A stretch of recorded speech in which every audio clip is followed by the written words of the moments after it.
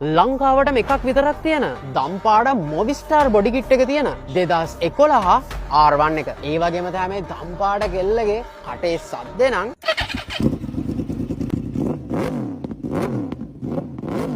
ඉතින් කෙලින්ම අපි මේ බයික් එකේ බොඩි එක පැත්තට ආවොත් මේ බයික් එක ලංකාවටම එකක් විතරක් වෙන්න හේතුවත් මෙන්න මේ බොඩි කිට් එක තමයි. ඉතින් ඔයාලට පේන්නේ නැද්ද මේ බයික් එකේ ෆුල් බොඩි කිට් එකම මොවිස්ටාර් දම්පාඩ බොඩි කිට් එකක් තමයි එන්නේ. ඉතින් ඒක තමයි මේක ලංකාවටම එකම බයික් එක වෙන්න හේතුව. ඉතින් අපි මේ බයික් එකේ ආෆ්ටර් මාකට් පාර්ට්ස් වලට ආවොත් ඔයාලට මේන්ලි බලා ගන්න පුළුවන් මේ බයික් එකේ තියෙන්නේ මං ආසම සහ පට්ටම ලවුඩ් SC ප්‍රොජෙක්ට් එක්සොස් සිස්ටම් එකක්. මම පට්ටම ලවුඩ් කිව්වේ ඇයි කියලා ඔයාලට වීඩියෝ එක මුලදිම තේරෙන්නේ නැතිනේ. ඉතින් ආෆ්ටර් මාකට් පාර්ට්ස් ගැන කතා කරද්දී තාම ඉවර නැහැ. තාම මේන්ලිම මේකේ ආෆ්ටර් මාකට් පාර්ට් එකක් විදිහට මේකේ ක්වික් ෂිෆ්ටර්ස් නුත් බලා ගන්න පුළුවන්. ඔයාලට ක්ලච් ලිවර්ස් සහ බ්‍රේක් ලිවර්ස් උත් ආෆ්ටර් මාකට් පාර්ට්ස් බලා ගන්න පුළුවන් වගේම තමයි. ඔයාලට මේකේ හැන්ඩල් ග්‍රිප්ස් නුත් ආෆ්ටර් මාකට් පාර්ට්ස් බලා ගන්න පුළුවන්. ඒ විතරක් නෙවෙයි මෙන්න මේ විදිහ ආෆ්ටර් මාකට් වයිසර් එකකුත් තියෙනවා. ඉතින් ඔහොම අපි මේ බයික් එකේ පිටිපස්සට ආවොත් ඔයාලට මේ බයික් එකේ ගෝල්ඩන් කලර් චේන් එකක් වගේම ගෝල්ඩන් කලර් ඇලොයි වීල්ස් නුත් බලා ගන්න පුළුවන්. ඒ වගේම තව දෙයක් කියන්න තියෙනවා. ඔයාලට මේ බයික් එකේ ක්‍රෑෂ් බොබින් එකක් වගේම මේ බයික් එකේ බොඩි කිට් එකේ පොඩි වෙනස්කම් කිහිපයක් කරලා තියෙනවා පේනවා. ඉතින් ඔහොම මේ බයික් එකේ ටයර් කන්ඩිෂන්ස් වලට ආවොත් ඉතින් අපිට මේ බයික් එකේ ෆ්‍රන්ට් ටයර් එක 80ක කන්ඩිෂන් එක බලා ගන්න පුළුවන් වගේම තමයි මේ බයික් එකේ රියර් ටයර් එක අපිට බ්‍රෑන්ඩ් නිව් කන්ඩිෂන් එක